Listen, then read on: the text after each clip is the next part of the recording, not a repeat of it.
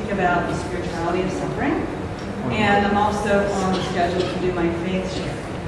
And this is amazing because, well, we were good in reflecting how we were going to put all these things together, because my talk follows beautifully right after what Brian describes as the mystery. So what I'm going to do is I'm going to start with my faith story, and then I'm going to tie into the topic, which is the spirituality of suffering. I was born in the 50s, a very, very, very Catholic family. If you know anybody over 40, or anybody that's over 40, at that time, 40s, 50s, 60s, everybody had a lot of kids. I mean, that's just, you know, the government says there's a reason for the baby boomer because it was post-war and blah. I think there was just so many Catholics having so many kids. That's why we had a lot of babies born. But I was the oldest of 5, born to a very, very Catholic family.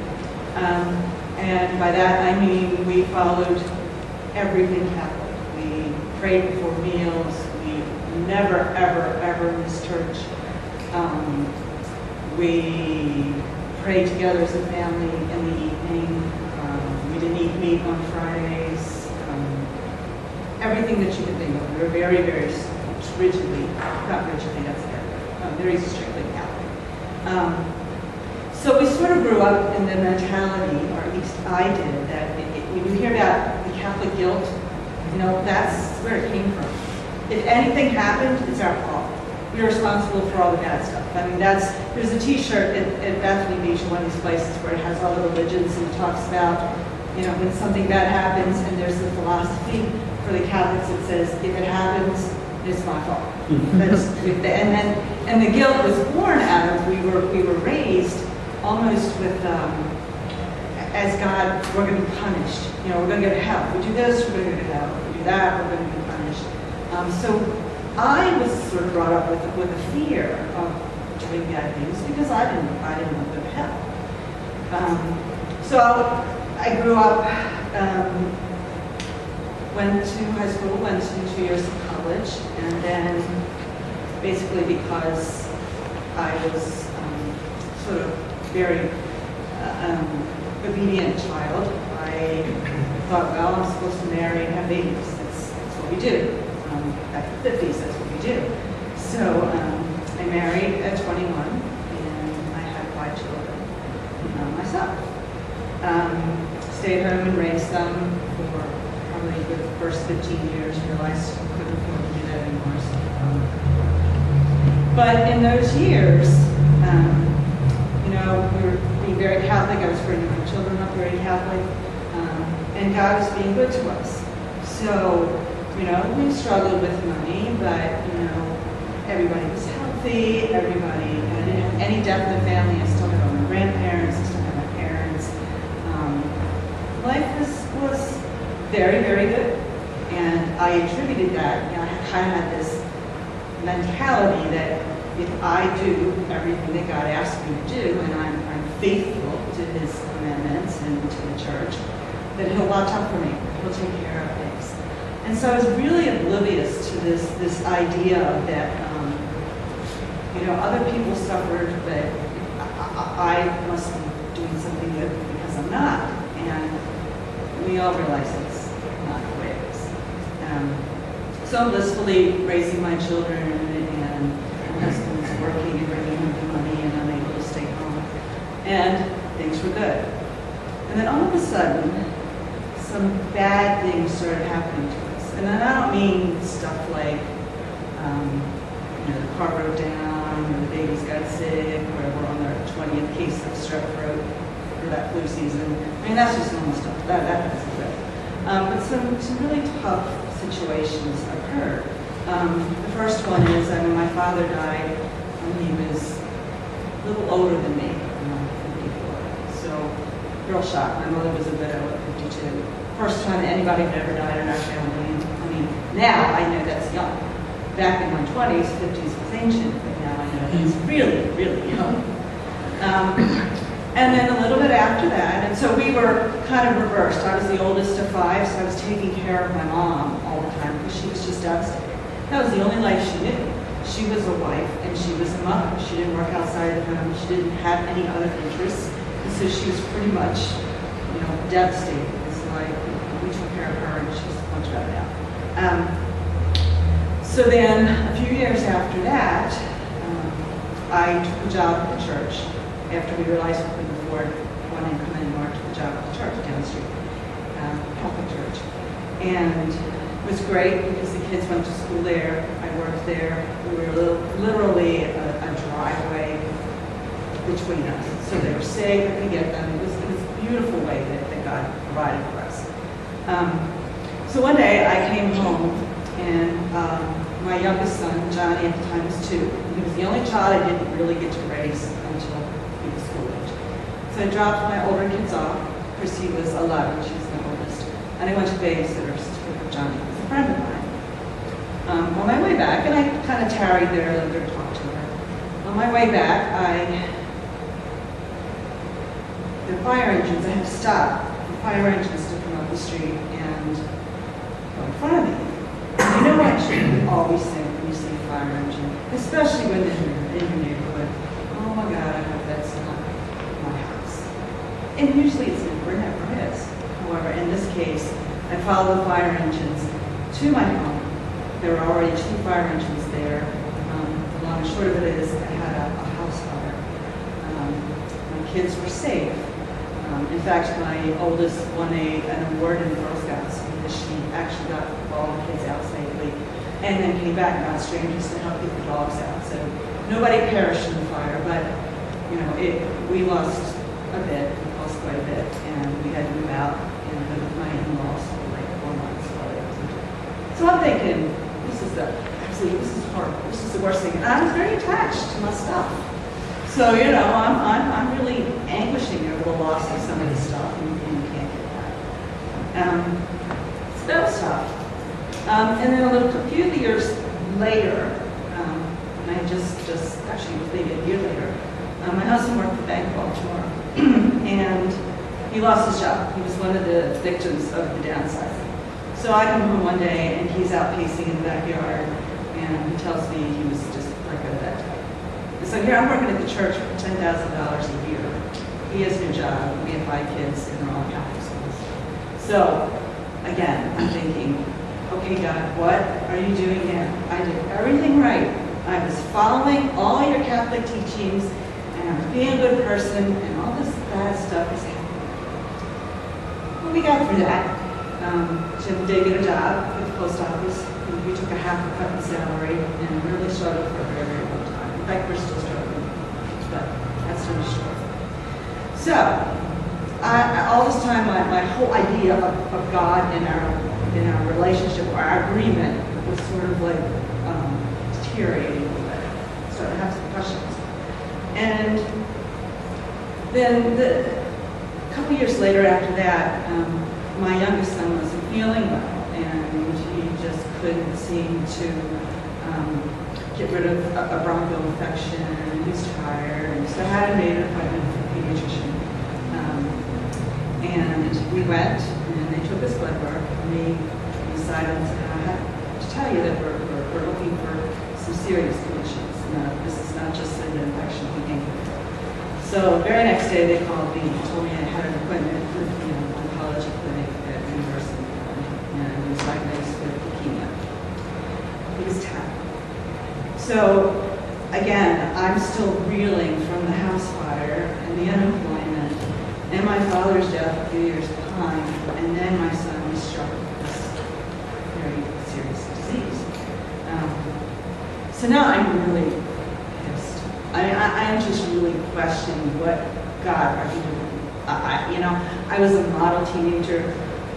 I'm learning now all the fun that I missed, but I didn't drink. I didn't smoke, I didn't run around, I didn't carouse, I didn't do anything. I was just one of those really good two-shoes. And I'm finding out now, I'm like 57, all my kids are growing out of the house, that, yeah, that's fun. Do a little more of that, wake up. So, Johnny was sick for 5.5 years, and pretty much straight through. He had 2 bone marrow transplants. We lived really at Hopkins. I have to say, I spent 6 days a week and 6 nights a week there. And then I would come in for one night and I would be home. Infections, anything that you can think of in system-wise, my son's home. And yet, after his second bone marrow transplant, they said, no, hopefully this will work and things will be fine. Well, it got to a point when he was 15 that it wasn't fine. And they said, there really isn't anything else we can do for you or for him. So there's one procedure that you could try that's never, ever been done before. But we can't guarantee that he'll ever make it out of the hospital. So we let him choose. It's the hardest thing I've ever had to do as a parent. I could have held it above his head and say, I'm your parent, I'm your guardian, I know what's best for you, I'm going to make you do this and go through more suffering and more pain. And I couldn't. So we let him choose, and he chose to just live out the rest of his life, whatever it was, and have a great time. And he did. We had 7 months of partying and traveling and doing, every day we did something. I mean, at the end, he was in a wheelchair, he was on oxygen. It was hard to move him around, get him around. But we went out, we did stuff constantly, all the time. And I think it was that will that kept him alive. Later, they told me that they didn't give him 2 months, but he lived with us. So, it got to the point where we went into hospice and we went to die at home, and it was a Monday night when he died. We were all there. He was in his bed. I was in my arm, basically, and we got well. So then, after all that, we were thrown into this horrible sense of desolation and this horrible sense of agony. God. Fire, wasn't that enough? Wasn't employment enough? Wasn't all this enough? And now you take my son. I was just angry, I was confused, and I really was sort of at odds with my idea of who God was. And people prayed for me. I couldn't pray at the time. My son was sick at the time. I mean, some people's prayers are so important. I could not pray for my son. I couldn't even pray for my son. But everybody prayed. So I got to a point, 2 years, and I'm just inconsolable. And I'm going to work one day, and I just turned the radio off, and I just started talking to God. Because it was horrible, but God, I know my faith told me that God was with me, but I didn't feel it, and I wasn't doing anything to make me be aware of that. So I just started writing, and I was pretty diligent at it, and the grace that came from that is that I got to know who God really was. That God was all loving, was all compassionate, was with me every step of the way. Truly, the only one who sustained me in all of it. And that came through prayer, it came through grace, and I believe it came from the suffering. I truly believe that was a grace from the suffering. Which leads me into the topic of spirituality of suffering. They say the only thing I have to do is die and pay taxes. I would add suffering. Suffering is inevitable. No one ever escapes it. Even the people that you think have everything in life. They've got looks, and they've got a beautiful family, and they've got plenty of money. They're suffering. Somewhere they're suffering. Even if it's just the common cold, stomach virus, a broken foot, everybody suffers. And we know why.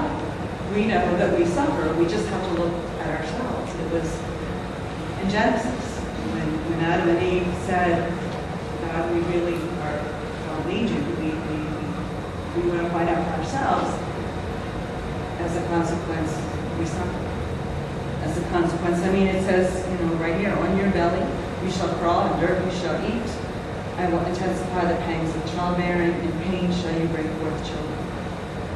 God told them right away, because you did this now, you will suffer. And every generation after St. Paul says, we know that the whole of creation has been groaning as in the pains of childbirth right up to this present time. So when man and woman chose what they chose, their perfect world was gone, sense of peace and harmony was gone, and the suffering was introduced. So you may ask, everybody asks when there's a tragedy, when there's a death of a child, it's one of the worst things anybody can. The earthquake today in Turkey, tsunamis, any of these things, senseless murder, we question, why does God allow that? God is loving, God is compassionate. God sent his son to die for us. Why does he allow us to suffer? Maybe you could say, okay, you get little sicknesses and disappointments and maybe some money issues, but I won't let any of that stuff happen. But he does. We know that he does because it happens. People get sick and they suffer a lot, and some of them don't make it through their sickness. Tragedies happen. Things happen. And all we can say is God has a plan, and we trust in that plan. He's got the blueprint. He knows better than us, what the outcome of that will be. It's like parents who discipline their children. This is just a little example. Those who are parents, we have to do things to punish our children so that they'll learn a lesson. And we'll say, this is going to hurt me, or this is going to hurt you. Because we know that they'll learn by our punishment or whatever we do that they're not going to cross the street without looking, or they're not going to touch the stove anymore. We can see ahead and know what things that they might do to hurt themselves, and so we punish them when they do it so they don't do it anymore. I know that's very simplistic kind of a comparison, but if we believe in God as all loving and all compassionate, I'm sure that has something to do with it. So we know we have suffering, it's inevitable, and we know that God allows it, and we really understand it at times. So what do we do with it?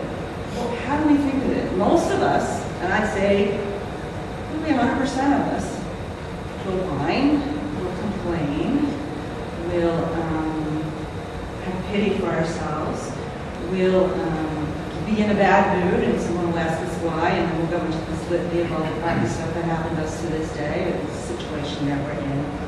So how do we get peace about it? How do we look at it differently? How do we look at it as something good that's going to come out of it? And St. Paul has a lot to say about sufferings.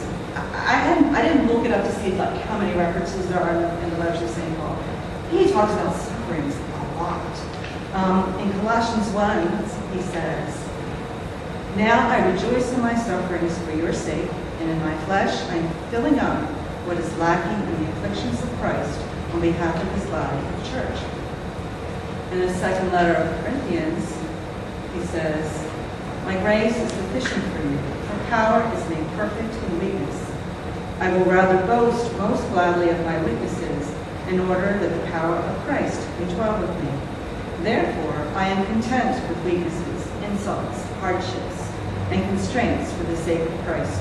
For when I am weak, then I am strong." Also in the letter of Peter, he says, "Do not be surprised at the painful trial you are suffering, as though something strange were happening to you. But rejoice that you participate in the sufferings of Christ, so that you may be overjoyed when his glory is revealed." And one more in Romans, "I consider that the sufferings of this present time are as nothing compared to the glory to be revealed to us." There's a lot of stuff in there that doesn't make sense in suffering. Rejoice, boast gladly, be overjoyed. Our power happens because we're weak. We participate in the sufferings of Christ. How is that possible? How is we who suffer and try to avoid it like anything, how is that possible that we can rejoice? That is the idea of what Catholics term as redemptive suffering. If you are a Catholic age 40 or above, you grew up in a family that said, when you complained to your mother that you had too much homework to do, or that your best friend made fun of you at school, or your tummy hurts, what would she say? Offer it up. We all heard it. Offer it up. What do you mean offer it up? Now don't complain about it. Don't whine about it. Just offer it up. So what's God going to do with it? If I offer it up, what does that mean? What is God going to do with it? The Catechism explains that suffering, a consequence of original sin, becomes a participation in the saving work of Jesus. When we suffer, we unite our sufferings with the sufferings of Christ, and Christ invests our suffering with redemptive value. So what does all that mean? If we go to 2 Corinthians, no, actually Colossians 1, when Paul says, I am filling up what is lacking in the afflictions of Christ for the sake of his body, the church. Well, I know that a lot of other faiths would say, what do you mean? Wasn't Christ suffering enough? Wasn't it sufficient for our salvation? How can we participate in that? How can we fill up what was lacking? Isn't that saying that Christ didn't do the job, and so we have to help out? Did he not fulfill completely what his Father asked him to do? Of course he did. He died once and for all. His suffering and death redeemed and saved the world. God used his Son's sufferings to heal his broken creation. Jesus never has to suffer or die again. He reigns supremely in heaven. It was a one-and-all sacrifice. That was it. But his redemptive work can continue in us. The Holy Spirit job in us is to reproduce in us Christ's life, suffering, death, resurrection, and eternal glory. As Brian mentioned, the paschal mystery, redemption is death and life, and death and life. We can't have life without dying. And so we are to be Christ and live Christ's life fully, meaning that we will die and have life. Every day, we are dying a little bit. Everything we go through, we're dying a little bit. And then we have life again. Because good comes from our suffering. The whole redemptive understanding of this is,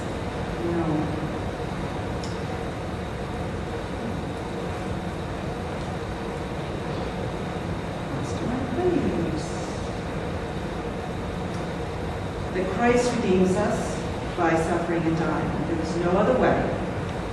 In the Garden of Gethsemane, he asked the Father to take us away. If there's any other way, please don't let me do it. But there was one way. He had to do it. So if he never suffered, he never went to Calvary, we'd still be living in the dark, and we'd have no hope of redemption because we can't do it for ourselves. But I think we believe as Catholics that our redemptive, our suffering, united with Jesus' suffering, God uses that suffering to continue redemption, to continue the work of redemption. Yes, Jesus died for us once and all. He never has to do it again. The way is open.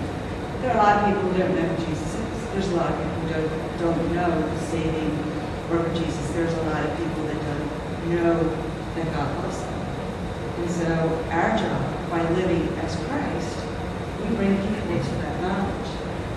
They are saved, but they have to accept it. It's kind of like a gift. If someone gives me a gift to go on a vacation, the gift is there. I'll never enjoy it if I don't take a vacation. The gift is there. I don't have to give it back. It's not going to be given back. It's there for me to use, whatever. But if I don't take it, if I don't accept it, if I don't do something, what's it going to do me? I'll never be restful. I'll never have fun.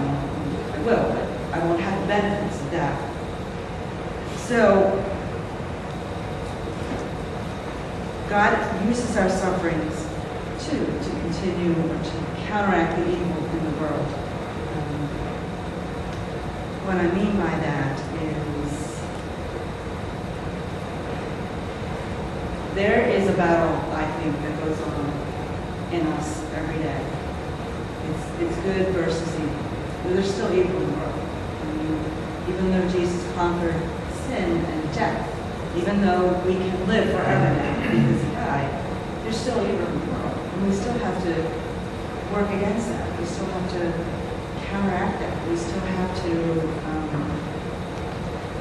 bring love and try to make evil disappear. But when we suffer, God uses that to counteract evil. It's a power that we're probably not even aware of. So, redemptive suffering is not so much a thing as it is an attitude. We can whine, complain, we can do all those things, but I believe that if you offer it up, if you make a point to say, okay, God, I don't understand this, I feel like crap, I can't imagine why you would allow this to happen, but I trust you, and I know that something good will come from it. That's, to me, that's power. It's power. It's power that God can use, whether in me, whether in my attitude, with my attitude. It's grace. I think there's more grace in suffering than there is almost in anything else outside of the Eucharist. It doesn't say that when we have a headache, we don't ask for it, or when we're sick, we don't go to the doctors, or when we need surgery, we don't get it.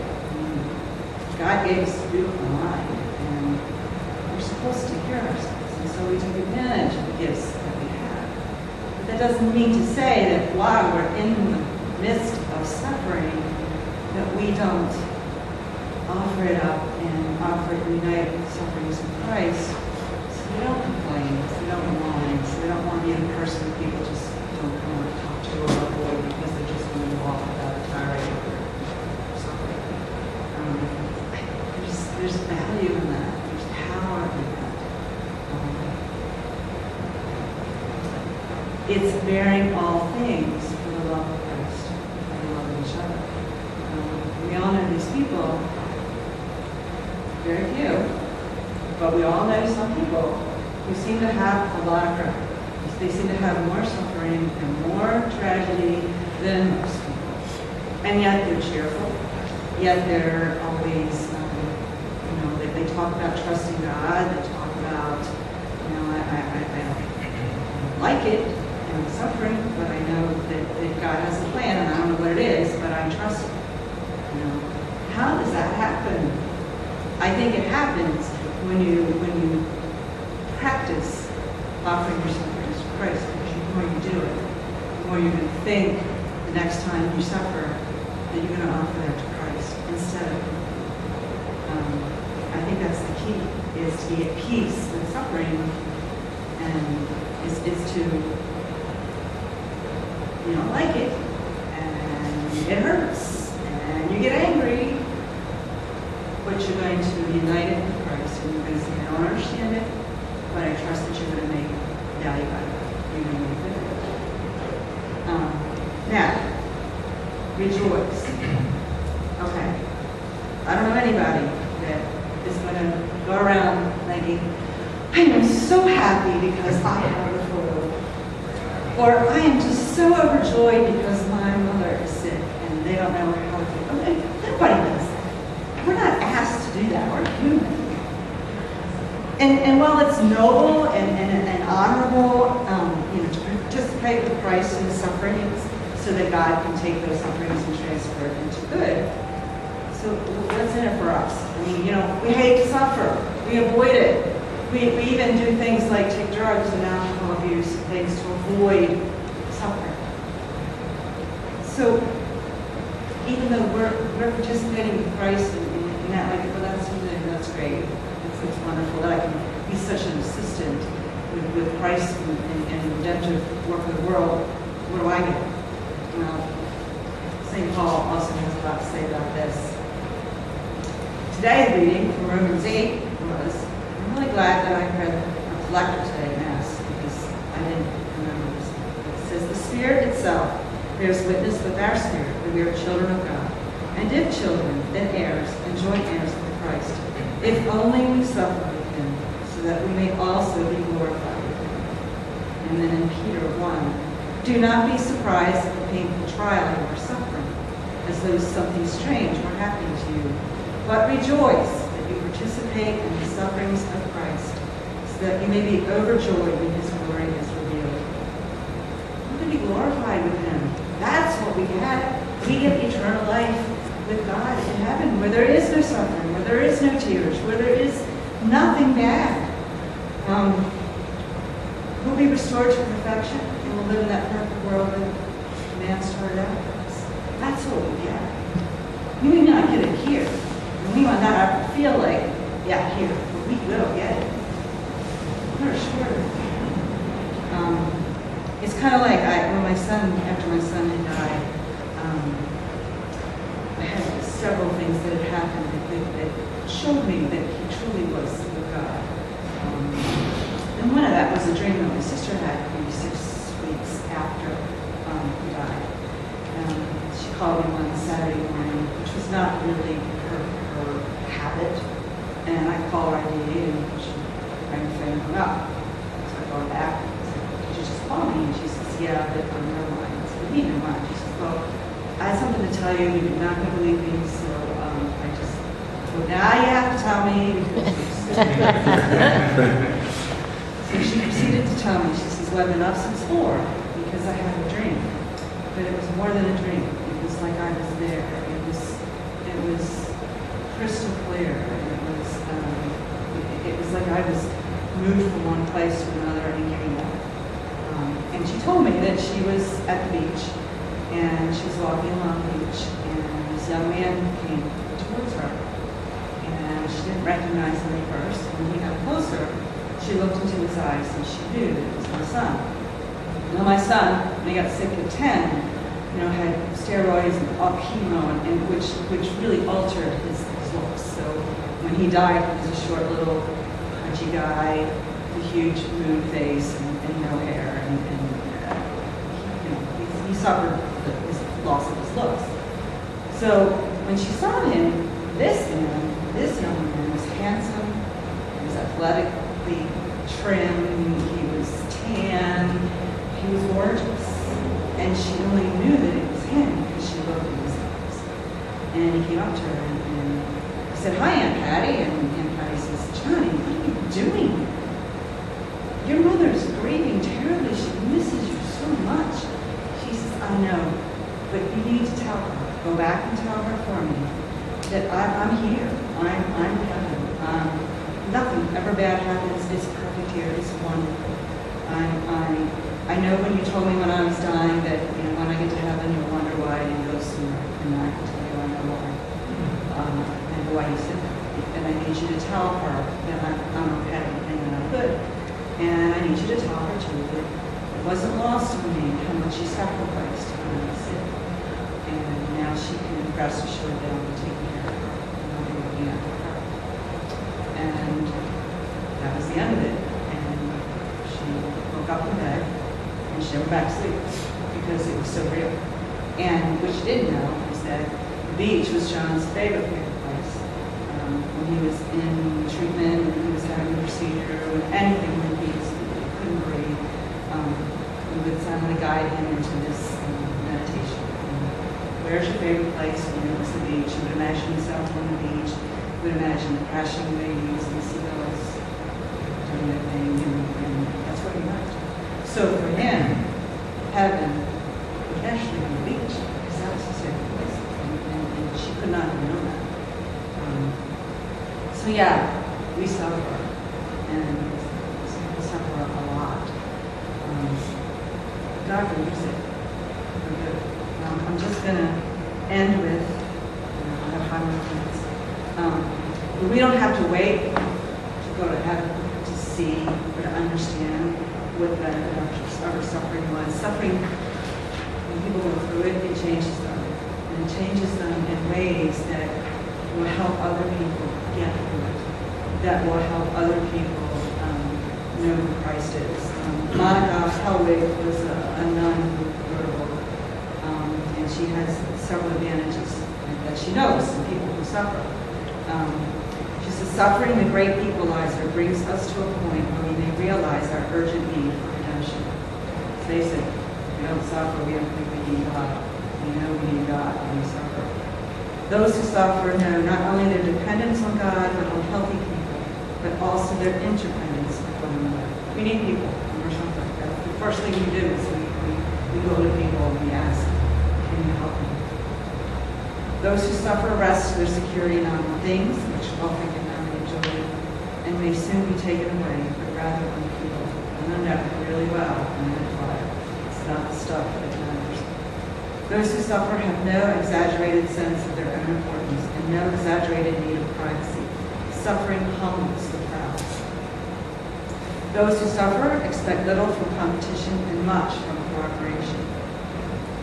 Suffering helps us distinguish between necessities and luxuries. We learn what's important. We learn what we don't sweat over. We learn, gnats and need, subtitle working on before. Okay. I like it, but, it's really not me. Suffering teaches patience, often a kind of dogged patience born of acknowledged limits. When you suffer for a long time, you learn what patience is.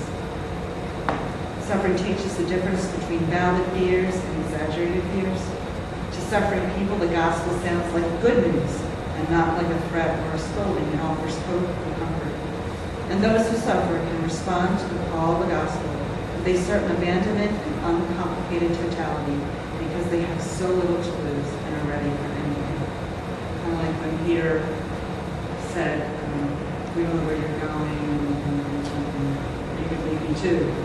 Jesus, everybody's leaving, and Jesus said, you leave me too. And Peter says, Lord, where else would we go? You have the words to eternal life. There's no business for us about. People who suffer find that out.